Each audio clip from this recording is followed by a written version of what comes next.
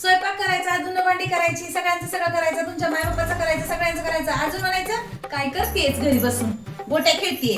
हा, खेळू लागता काय? सगळ्यांचं सगळं करत बसायचं, अजून परत त्यांचं ऐकून घ्यायचं. मी होती म्हणून टिकली. हा, कोणती दुसरी असती ना लगेच पळाली असती. हा, मी होती म्हणून टिकून राहिली. कळलं का?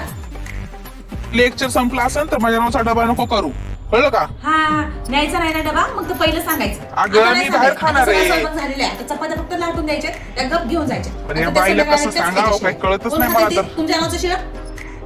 काय तू? आई ऐक ना, काय ग? मला पिझ्झा करून दे की. अगं किती दिवस झालं पिझ्झा नाही खाल्ला. हा, होय. का तुला ग? पिझ्झा करून देते, तेवढंच काम आहे मला, नाही का? तुझं पप्पा पण गेले की तसंच, भाजी वांग्याची केलीस म्हणून. आणि तुझी आजी म्हणते वांग्याची भाजी कशाला केलीस, मला चालत नाही, माझे गुडघे घोटे दुखतात म्हणते. आणि तुझा बाप म्हणता वांग्याची भाजी केलीस म्हणून तसंच निघून गेले. जाणारच की.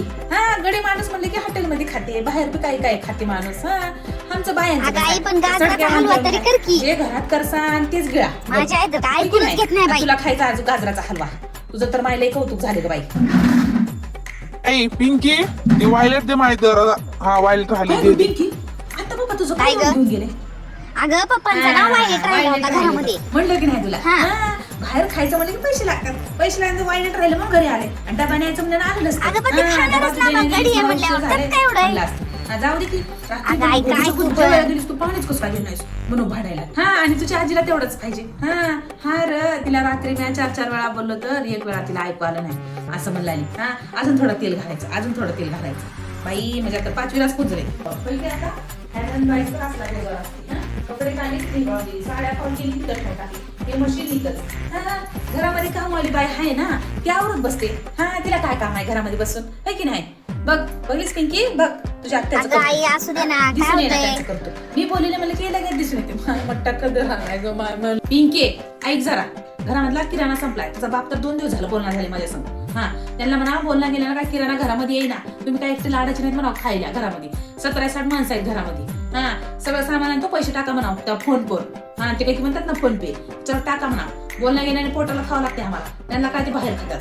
आई, तू आणि ते पप्पा तुमचं तुम्ही बघून घ्या बाई. उगं मला मध्ये मध्ये मध्ये मध्ये करायला का माहिती. मी नाही बोलत बाई, जाऊ दे. करून करून करून मलाच बोलाय का? हा, या राहण्याची माय निघून जातो माझ्या माया. तुम्हाला काय खायचं खा, तुमचा बाप जे तुम्हाला देईल तेच खायचा. मला काय करायचं मला पण नाही तर मी कोणाला घेऊन काय करू. बायको भांडून गेल्या घरामध्ये, भांडून गेल्या सारखं म्हणून सांगल्यात मी राहायचं ना आता, मी निघून जातो आता. ए ज्योती, अगं थांब ना. अगं ती पिंकी रडतीये तुझ्यामुळं, नको जाऊ.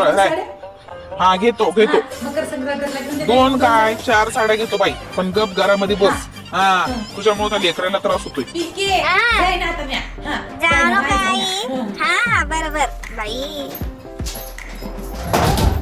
ए आई, कुठं चालली साडी नेसून? अगं, तुझ्या पप्पाचं आणि माझं भांडण मिटलंय. पप्पा म्हणले हे बरं आहे बाई, तुमचं भांडण खायचं आणि हॉटेलमध्ये जेवायला जायचं. आणि मला ना साडी पण घेऊन देतो म्हणजे. हा, तर मी जेवायला जाणार आहे. सकाळची वांग्याची भाजी आणि भाकरी आहे. तू आणि तुझी आजी खाऊन घ्या. हा, आणि तुझ्या बाई, पप्पाचं तुला हे बरं आहे पाच तुमचं साडी घेऊन भांडून घ्यायचं आणि हॉटेलमध्ये जेवायला जायचं. आम्ही काय करू बाबा.